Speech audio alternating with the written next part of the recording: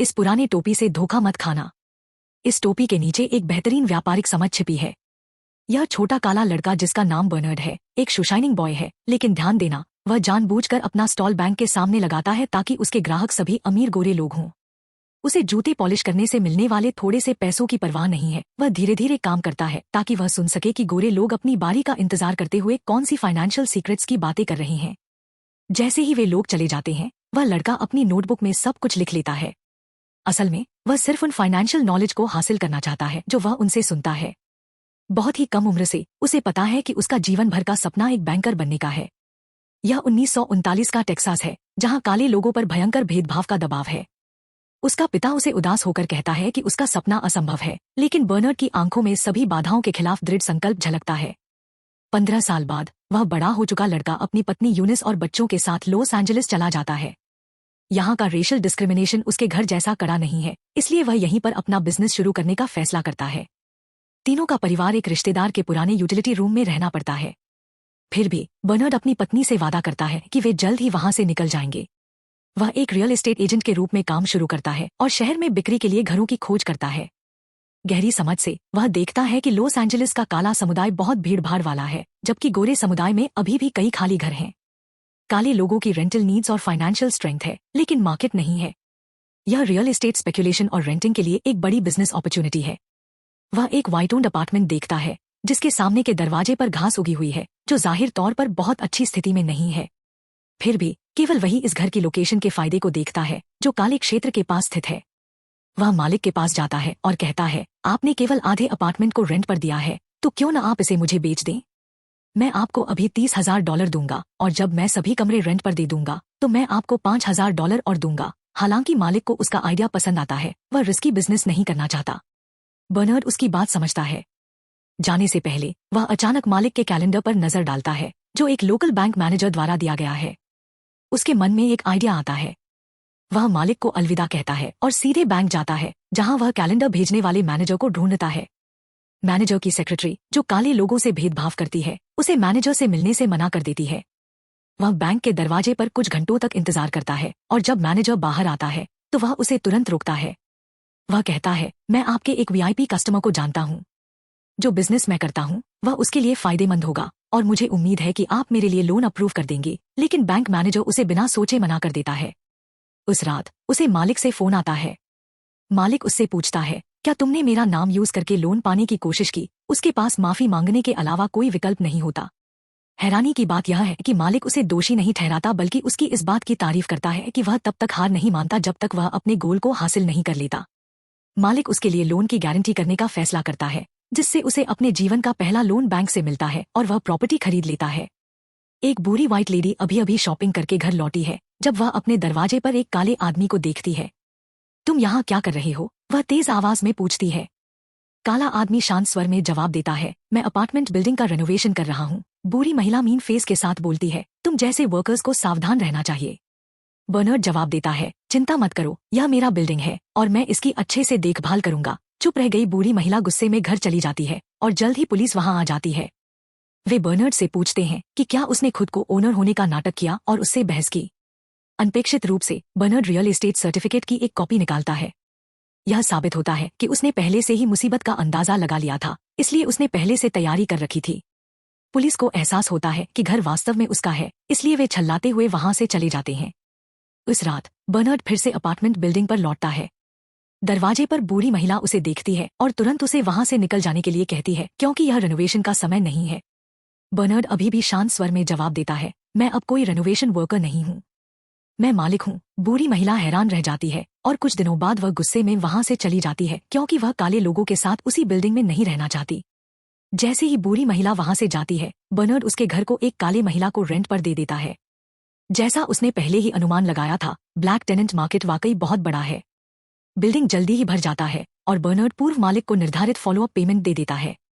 पूर्व मालिक बर्नार्ड की बहुत प्रशंसा करता है और उसके साथ बिजनेस शुरू करने की पेशकश करता है। बर्नार्ड घर का चयन करता है और आय का कैलकुलेशन करता है, और पूर्व मालिक उसके साथ ट्रांजैक्शन की नेगोशिएशन करता है और उसके सामने कॉन्ट्रैक्ट पर साइन करता है।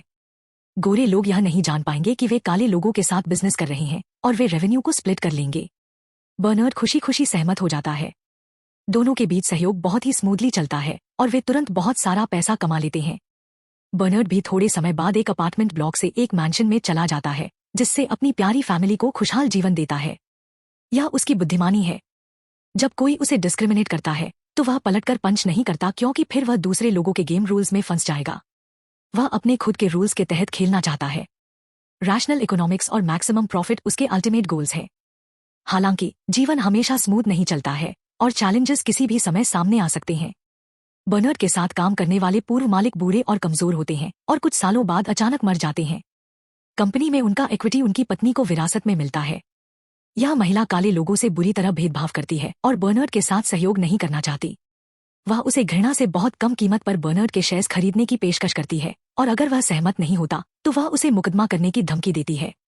उस युग में जब गोरे और काले लोग लिटिगेट करते हैं तो आपको क्या लगता है कि जज किसका पक्ष लेगा? बर्नार्ड इस अनुचित व्यवहार को सहन करने के लिए तैयार नहीं है, इसलिए वह अदालत में जाने का फैसला करता है। लेकिन उसे किसी को गवाह बनाना होगा ताकि वह पुराने मालिक के साथ अपने कोऑपरेटिव रिलेशनशिप को साबित कर सके। उसे बैंक मैनेजर का ख्याल आता है, लेकिन मैनेजर पहले से ही विडो के साथ सहयोग कर चुका है और बर्नार्ड से फिर से बचता है। बेहद निराश बर्नार्ड बैंक में खड़ा रहता है और इधर उधर देखता है। व्यवस्थित रूप से डिस्क्रिमिनेटरी फैंग्स हर जगह नीट और टाइडी बैंक बिल्डिंग में दिखाई देते हैं। केवल उसकी त्वचा के रंग की वजह से जब भी वह बैंक में जाता है उसे अक्सर घृणा की नजरों से देखा जाता है। यह सोचकर बर्नार्ड के मन में एक बोल्ड प्लान धीरे धीरे उठता है। एक बिल्डिंग में 4 बैंक हैं और उनमें से हर एक ने इस काले आदमी के लिए दरवाजे बंद कर दिए हैं। इस क्षण बर्नार्ड के दिमाग में एक जीनियस विचार आता है, मैं इस बिल्डिंग को खरीदूंगा और देखूंगा कि तुम में से कौन फिर से मुझसे भेदभाव करने की हिम्मत करता है। इसलिए बर्नार्ड लॉस एंजलिस में एक और काले रियल एस्टेट डेवलपर जो से मिलता है और उसे अपनी योजना बताता है। शुरू में जो उसे पागल समझता है क्योंकि बिल्डिंग की जमीन की कीमत बेहद अधिक है और ला डाउनटाउन में कभी भी किसी काले व्यक्ति ने जमीन नहीं खरीदी है। लेकिन थोड़ी देर चर्चा करने के बाद जो को पता चलता है कि बर्नार्ड कोई भ्रमित व्यक्ति नहीं है बल्कि एक थॉटफुल रैशनलिस्ट है। वह इस बिल्डिंग को क्यों खरीदना चाहता है? क्योंकि जब तक वह इस बिल्डिंग का मालिक है अंदर का बैंक उसकी सेवा करेगा। वे उसे लोन देने से मना करने की हिम्मत नहीं करेंगे। वे उसे रियल एस्टेट ट्रेंड भी बताएंगे जिससे उसका रियल एस्टेट बिजनेस और स्मूथ हो जाएगा। जो उसके विचार से दंग रह जाता है, लेकिन सोचने के बाद उसे लगता है कि यह काम करेगा। हालांकि वह बेहद वेल्दी है, फिर भी वह हर जगह गोरे लोगों के अधीन है। अगर वह गोरे बैंकरों को गोरे लोगों की जमीन पर कदम रख सकता है तो वह और ज्यादा पैसा कमाएगा। हालांकि वे अभी भी गोरे लोगों के साथ सीधे ट्रांजैक्शंस नेगोशिएट नहीं कर सकते, इसलिए उन्हें एक गोरे व्यक्ति की आवश्यकता है जो एक एजेंट के रूप में काम कर सके। इस संबंध में बर्नार्ड के दिमाग में पहले से ही एक विचार है, मैट, जो रेनोवेशन में उसकी मदद कर रहा था। यह आदमी एक ऑनेस्ट व्यक्ति है। वह बहुत एम्बिशियस भी है, बस थोड़ी सी इनएक्सपीरियंस्ड है। इसलिए बर्नार्ड और जो मैट को कॉम्प्रिहेंसिव रूप से ट्रेन करना शुरू करते हैं। उसे गोल्फ सिखाते हैं, हाई क्लास मैनर्स सिखाते हैं, मैथमेटिकल थिंकिंग और रियल एस्टेट सिखाते हैं। मैट उम्मीदों पर खरा उतरता है और जल्दी ही गोल्फ में प्रोफिशिएंट हो जाता है। गोल्फ खेलते समय वह रियल एस्टेट वैल्यूएशंस को कैलकुलेट कर सकता है जैसे कि एक यंग और प्रॉमिसिंग एंटरप्रेन्योर। एक गोल्फ क्लब में मैट बैंक बिल्डिंग के मालिक से मिलता है। बेशक यह मुलाकात भी जो द्वारा अरेंज की जाती है। बातचीत अच्छी चलती है। मैट को बिल्डिंग खरीदने का मौका मिलता है और बाकी बातों की नेगोशिएशन होगी। लेकिन मैट नहीं जानता कि इसे कैसे करना है। चिंता मत करो, नेगोशिएशन से पहले बर्नार्ड मैट को सभी तैयारियां करने में मदद करता है। वह पहले अंधेरा होने के बाद बिल्डिंग में जल रही लाइट्स की संख्या गिनता है, बिल्डिंग के वैकेंसी रेट का कैलकुलेशन करता है और फिर बिल्डिंग के वार्षिक रेवेन्यू और ऑपरेटिंग कॉस्ट्स के माध्यम से बिल्डिंग का एस्टिमेटेड वैल्यू प्राप्त करता है। बर्नार्ड संभावित रूप से शामिल सभी नंबर्स को तैयार करता है और मैट से इन नंबर्स को नेगोशिएशन से पहले याद रखने के लिए कहता है।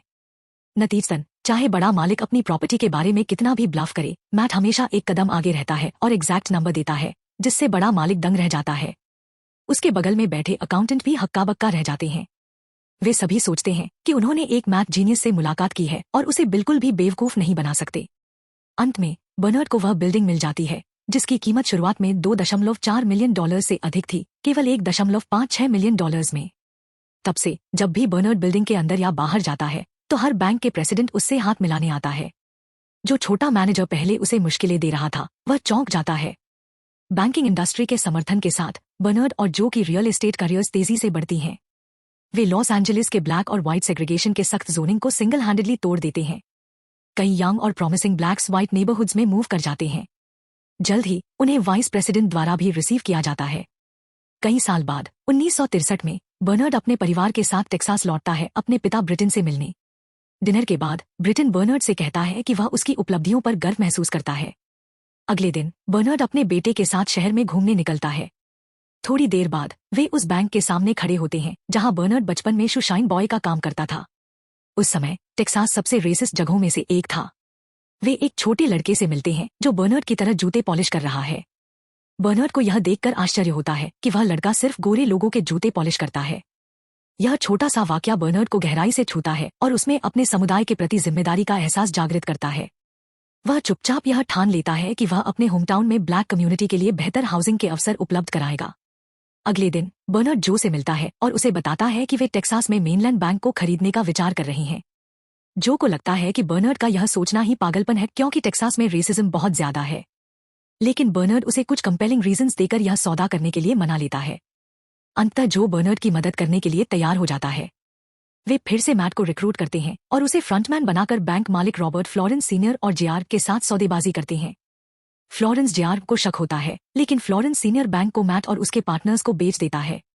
मेनलैंड बैंक को अक्वायर करने के बाद बर्नार्ड काले लोगों को लोन दिलवाने में मदद करना शुरू करता है ताकि वे बेहतर हाउसिंग और मनी मेकिंग अपॉर्चुनिटीज हासिल कर सकें। कुछ समय तक सब कुछ ठीक चलता है, लेकिन फ्लोरेंस जेआर बैंक के लोन्स की जांच करना शुरू कर देता है। एक दिन फ्लोरेंस मैट का पीछा करता है और बर्नार्ड और जो से मिलता है। वह उन्हें अप्रूव्ड लोन्स के बारे में कन्फ्रंट करता है और यूएस ट्रेजरी डिपार्टमेंट के लेटर से धमकी देता है। वह कहता है कि 1 महीने के अंदर डिपार्टमेंट बैंक के ऑपरेशंस की जांच करेगा। फ्लोरेंस जेआर के जाते ही वे लोग अपने अगले कदम पर चर्चा करते हैं। उसी दौरान मैट एक सुझाव देता है। वह कहता है कि वे एक और बैंक खरीद लें और मेनलैंड के प्रॉब्लम लोन्स को उस बैंक में ट्रांसफर कर दें।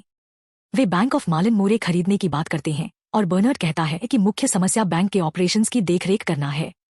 मैट खुद उस नए बैंक को चलाने का प्रस्ताव रखता है, लेकिन बर्नार्ड इस विचार से असहज महसूस करता है। अंततः वह यूनिस को मैट पर नजर रखने के लिए तैयार हो जाता है। मैट अपनी इच्छा पूरी कर लेता है और वह अपना बैंक चलाने लगता है। अगले दिन मैट एक वकील से मिलता है और उसके संकेत पर लोन कॉन्ट्रैक्ट्स पर हस्ताक्षर करने लगता है। कुछ समय बाद फ्लोरेंस जेआर का मैट के पास फोन आता है, जिसमें वह बताता है कि कुछ क्लाइंट्स मेनलैंड से अपना सारा पैसा निकालना चाहते हैं। स्थिति और भी खराब हो जाती है जब एक फेडरल बैंक एग्जामिनर मार्लिन में मैट की मदद करने आता है।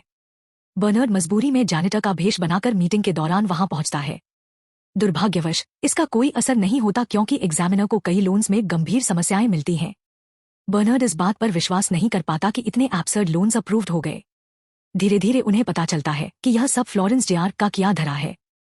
पता चलता है कि बैंक चलाने की जल्दी में मैट ने प्रोटोकॉल्स को नजरअंदाज कर दिया और फ्लोरेंस द्वारा सुझाए गए वकील का इस्तेमाल किया।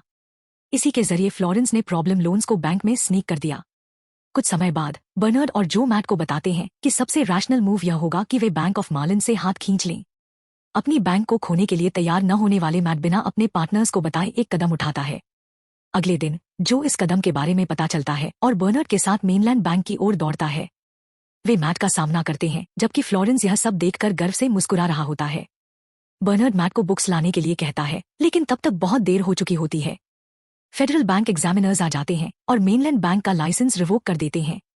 बिल्डिंग से बाहर निकलते हुए एफबीआई बर्नार्ड और जो को गिरफ्तार कर लेती है। बर्नार्ड खुद को मजबूत दिखाने की कोशिश करता है, लेकिन यह बेकार साबित होता है। कुछ समय बाद बर्नार्ड और जो अपने वकील से मिलते हैं। उन्हें पता चलता है कि उनका केस देश में चल रहे रेशियल पॉलिटिक्स में फंस गया है। इसी बीच मैट सेनेटर मक्लेलिन से बात करता है और अपने पार्टनर्स के खिलाफ गवाही देने के बदले अपनी आजादी की डील करता है। मैट उस रात अपने अगले कदम पर विचार करता है और एक फोन कॉल करता है। अगले दिन मैट मक्लेलिन के सुझावों का पालन करता है और सेनेट हियरिंग में अपने पार्टनर्स के खिलाफ गवाही देता है। उसी दिन बर्नार्ड भी मक्लेलिन से मिलता है और उसकी डील को सुनता है। मक्लेलिन उसे 2 विकल्प देता है, या तो इम्यूनिटी डील लेकर मैट की गवाही को कंफर्म कर दे या फिर बर्नार्ड जो चाहे कहे और जेल चला जाए। अंततः बर्नार्ड वह बातें कहने का फैसला करता है जो उसके दिल में सालों से दबी हुई थी। वह देश में रेशियल डिस्क्रिमिनेशन के बारे में बोलता है। इसके तुरंत बाद सेनेट हियरिंग के बाद बर्नार्ड और जो की सारी संपत्ति खत्म हो जाती है। दोनों को फेडरल प्रिजन की सजा होती है। फ्लोरेंस जेआर बहुत कम कीमत में मेनलैंड बैंक को खरीद लेता है जो बर्नार्ड और जो ने खरीदी थी। इस बीच मैट स्टाइनर पर कोई आरोप नहीं लगता। कुछ साल बाद बर्नार्ड और जो जेल से बाहर आते हैं। यूनिस को यह अजीब लगता है कि इतनी संपत्ति खोने के बाद भी दोनों आदमी खुश नजर आते हैं। असल में सच्चाई कुछ और होती है। जो खुलासा करता है कि उनके बाहामास में एक दूसरे के बगल में प्रॉपर्टीज हैं। यूनिस को इस पर यकीन नहीं होता और वह बर्नार्ड से पूछती है कि यह कैसे हुआ। असल में मैट ने गवाही से पहले रात में बर्नर्ड को फोन किया था। उसने बर्नर्ड को सेनेटर की डील के बारे में बताया और उससे माफी मांगी। बदले में बर्नर्ड ने मैट से सरकार के एसेट सीज करने से पहले एक फेवर करने को कहा था। फिल्म का अंत इस खुलासे के साथ होता है कि बर्नर्ड और जो की रेजिडेंशियल प्रॉपर्टीज ने एलए में हाउसिंग सेग्रीगेशन के खिलाफ लड़ाई में महत्वपूर्ण भूमिका निभाई और उनके पास आज भी बाहामास में एक दूसरे के बगल में 2 मैंशंस हैं। और इसी के साथ इस शानदार मूवी का अंत होता है। उम्मीद है आपको यह फिल्म बहुत पसंद आई होगी। अगर हाँ तो प्लीज हमारे चैनल को लाइक करें, सब्सक्राइब करें और अपने दोस्तों के साथ भी शेयर करें ताकि आप कभी भी ऐसे अमेजिंग कंटेंट से मिस न करें। Thank you for watching.